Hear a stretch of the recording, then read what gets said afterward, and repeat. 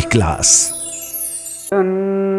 ताड़म नमो सिद्धाणम नमो आयरियाणम नमो वज्रायाणम नमो लोये सव्यसाउणम। पंच परमेष्ठी भगवंतों की, गणाचार्य भगवान विराग सागर जी महामुंडराज की, पट्टाचार्य गुरुवर विशुद्ध सागर जी महाराज की, या हम सभी अपने जीवन में सुख और गुणों की अभिवृद्धि के लिए नीति के विषयों का श्रवण कर रहे हैं। नीतिकार हमें सिखाते हैं कि जल्दबाजी हानिकारक हो सकती है। कहीं कहीं जल्दबाजी जीवन बचा सकती है, लेकिन अधिकतर जल्दबाजी आपके जीवन को डुबाएगी ही। जीवन का हर निर्णय सोच समझ के लें। जल्दबाजी जब भी करते हैं तब एक निश्चित रूप से आपको बड़ा घाव मिलता है।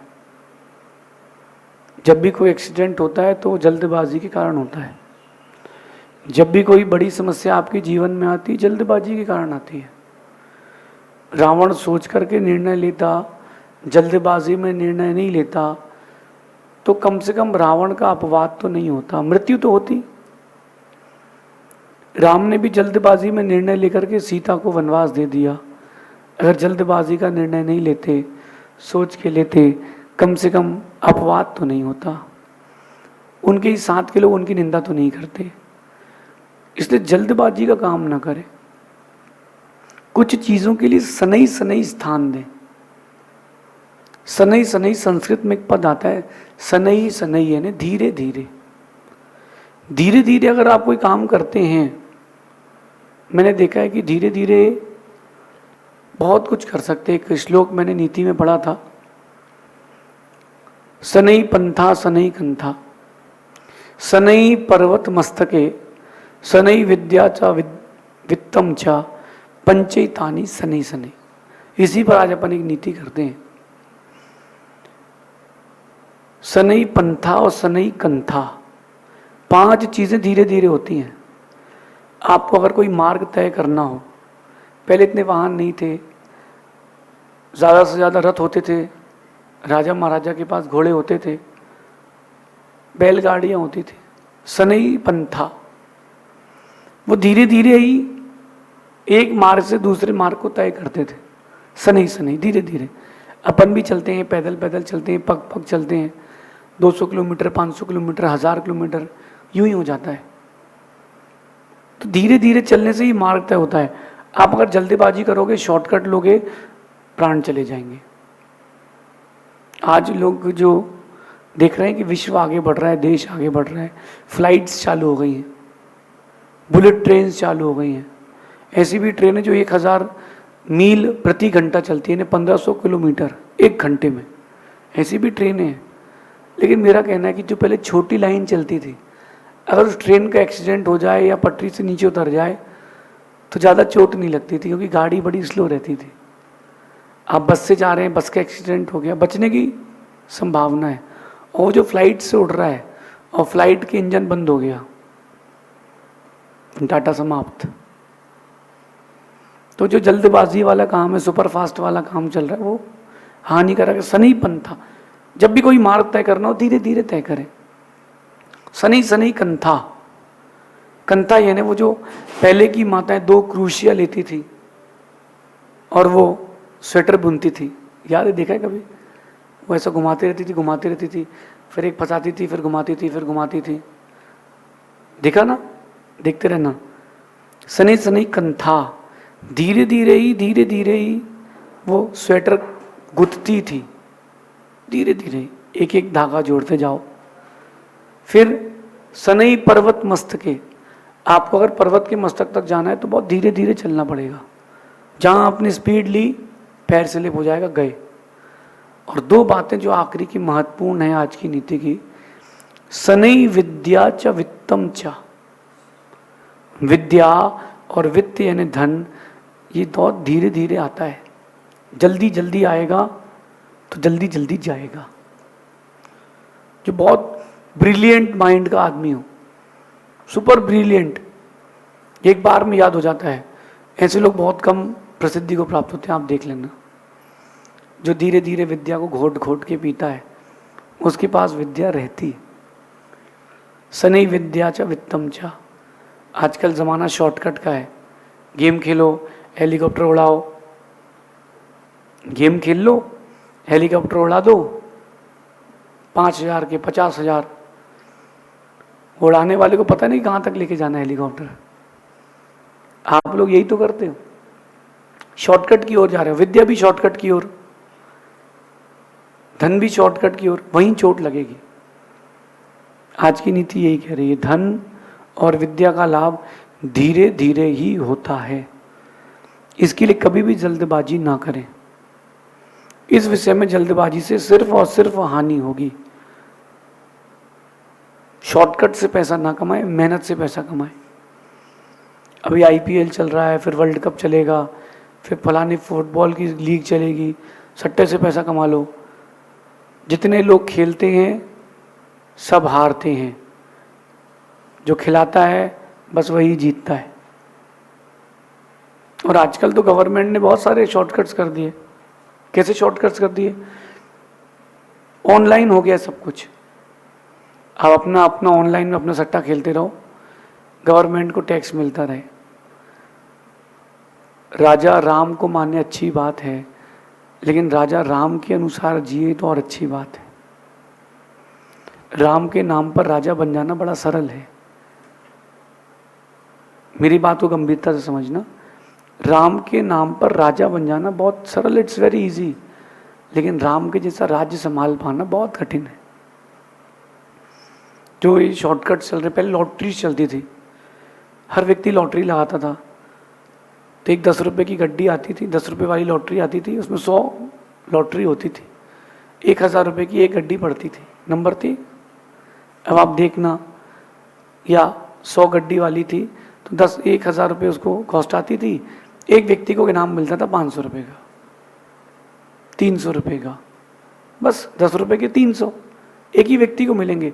बाकी जो 800 रुपये वो तो गए ना। आजकल आप लोग समझ नहीं रहे हो, इतना शॉर्टकट का ज़माना अपना लिया है बच्चों ने कि उनको तो एक ही दिन में अरबपति बनना। और आज का तो यूथ ऐसा हो गया है, शेयर्स कर लो, ये म्यूचुअल फंड्स कर लो। मैं किसी का आपको विरोध नहीं कर रहा हूँ, मैं कह रहा हूँ कि लंबे रेस के घोड़े बनो, अपना व्यापार करो। कम कमाओगे लेकिन वो तगड़ा रहेगा, वो खुद का रहेगा। कम कमाओगे लेकिन लंबे वक्त तक तुम्हारे पास रहेगा। शेयर्स कर लो, शेयर्स कर लो। तो कंपनीज क्यों शेयर्स इतनी निकाल रही हैं? उनको तो शॉर्टकट ही चाहिए ना। 50 रुपये में टीम बनाओ, 5 करोड़ रुपए मिलेंगे। कौन देगा 50 रुपये के 5 करोड़ रुपए भाई? 50 लोग पैसा जमा करते हैं, 1 करोड़ लोग पैसा जमा करते हैं, 50-50 रुपये, 50 करोड़ हो गया। उसने एक व्यक्ति को दे दिया 1 करोड़ रुपए, 2 करोड़ रुपए, 3 करोड़ रुपए, बाकी 45 करोड़ रुपए का क्या हुआ? ये तो आप सब हारे हैं ना। और छोटी छोटी हार की लत एक दिन बड़ी हार की लत देके जाती है। इसलिए काम करना अनुचित है।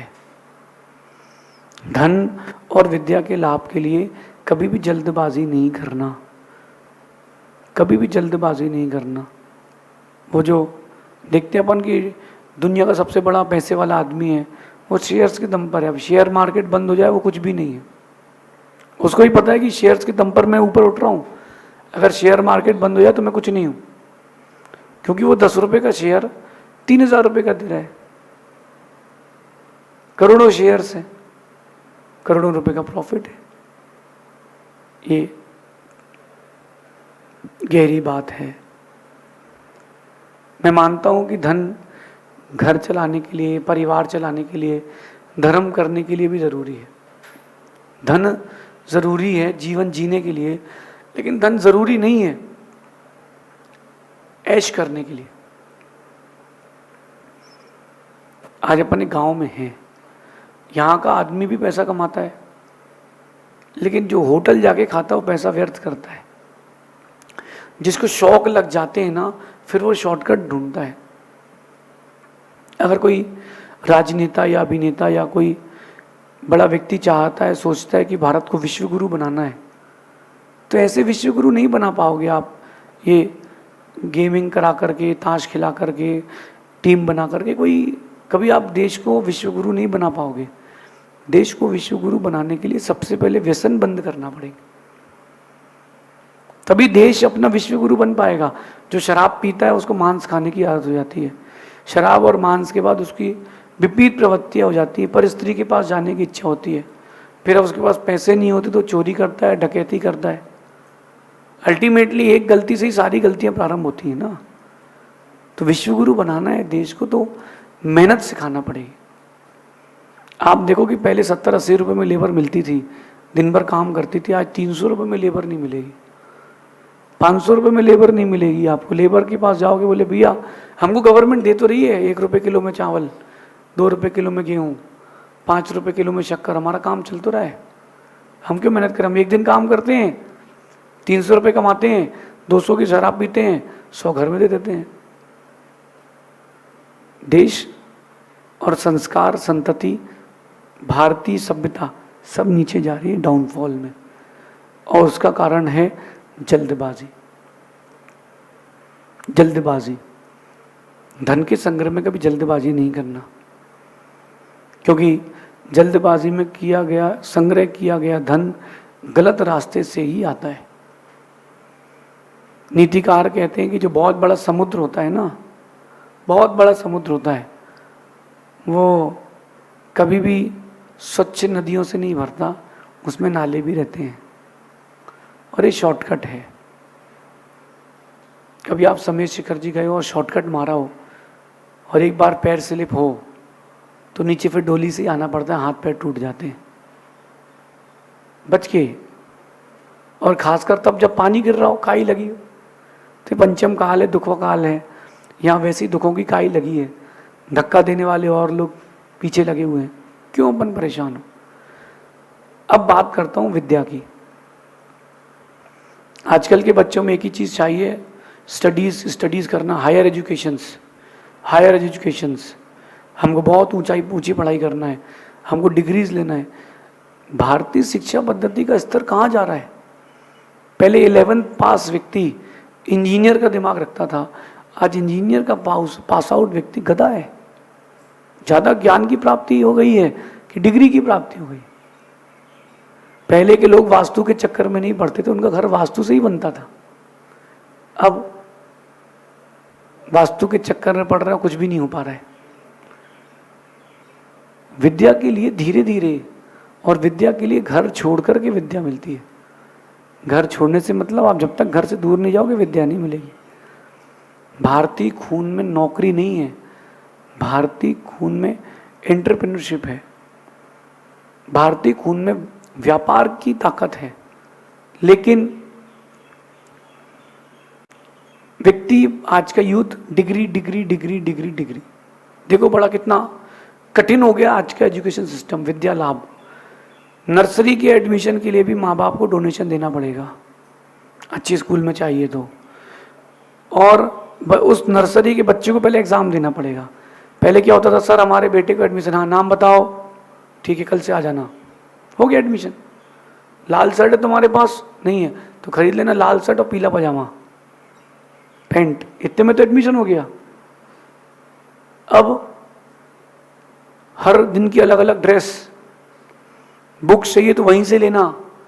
बेचारा बच्चे ने स्कूल में एडमिशन के लिए एंट्रेंस एग्ज़ाम दिया, फिर स्कूल धीरे धीरे पास आउट किया, अब उसको जब कोई बड़ी डिग्री चाहिए तो उसके लिए एंट्रेंस एग्ज़ाम, और उसको जिस कोचिंग में जाना उस कोचिंग के लिए एंट्रेंस एग्ज़ाम, फिर पढ़ाई के लिए एलिजिबल होगा, डिग्री लेने जाएगा तो उस कॉलेज में एंट्रेंस एग्ज़ाम, जब पास आउट हो जाएगा तो उसको फिर नौकरी के लिए एग्ज़ाम देना है। बेचारा जिंदगी भर यही करता रहेगा तो अपनी विद्या का लाभ कब उठाएगा। इसलिए पढ़ाई बुरी नहीं है, एजुकेशन बुरी नहीं है, एजुकेशन सिस्टम बुरा है। वो चीज़ें पढ़ाई जाती जो हमारे काम की नहीं है, वो चीज़ें पढ़ाई जाती जो हमारे काम की नहीं है। जो चीज़ हमारे काम की नहीं है उसको क्यों पढ़ें। जब अंग्रेज़ों का ज़माना था और बच्चे अपने अंग्रेज़ों की स्कूलों में जाते थे तो वहाँ इसलिए पढ़ाया जाता कि आम मीठा होता है, इमली खट्टी होती है, मिश्री मीठी होती है। ये तो पता ही है, इसको जानने से क्या लाभ। आप पोएम्स सुनिए स्कूल की, Humpty Dumpty set on a wall, इसमें क्या मिल गया? ओपन योर माउथ, हा हा हा, इसमें क्या मिल गया? बच्चे को नॉलेज क्या मिली?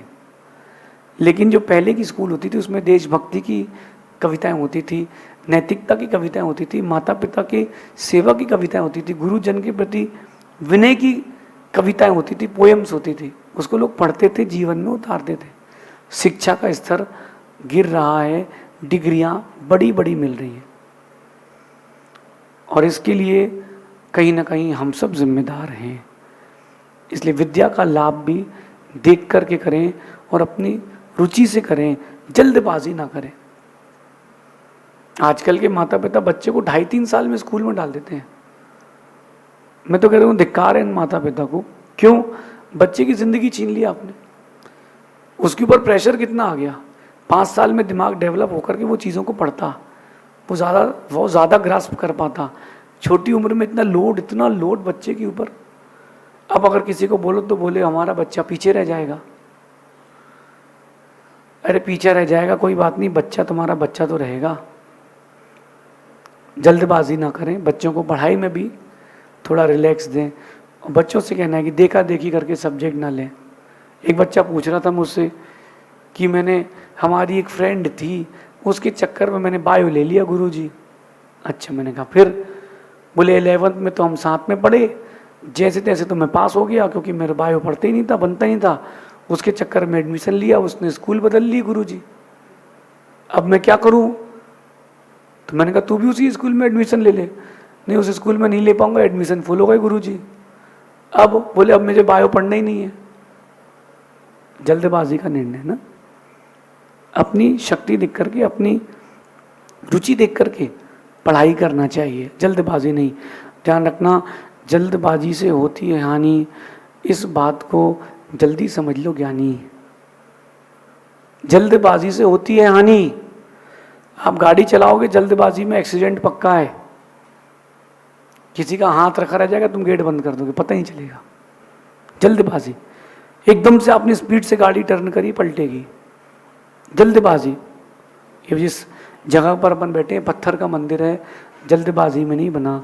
एक एक पत्थर को एंगल से सेट करके बनाया गया है, जल्दबाजी नहीं। जल्दबाजी आपके जीवन का सबसे बड़ा नुकसान है। आप सबने देखा होगा और ये अनुभव भी किया होगा कि एक एक बूंद गिरने पर कलश भर जाता है। एक एक बूंद जो रबर बनती है, गोंद बनती है खाने वाली, कभी उनके पेड़ देख करके आना। एक एक बूंद निकलती है, एक एक बूंद कार्य। वो किसान ऐसा नहीं करता कि पेड़ काट दो पूरी निकाल लो, वो हल्का सा कट लगाता है, एक एक बूंद गिरती है और एक एक बूंद को इकट्ठा करता है। एक एक बूंद गिरते गिरते कलश भर जाता है और थोड़े थोड़े संग्रह से ही विद्या और धन बढ़ता जाता है।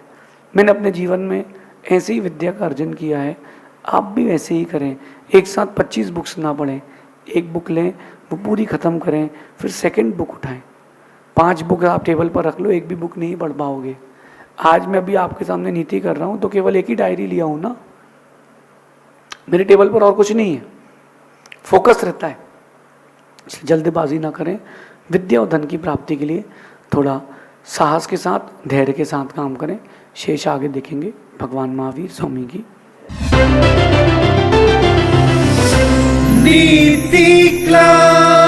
नीति क्लास।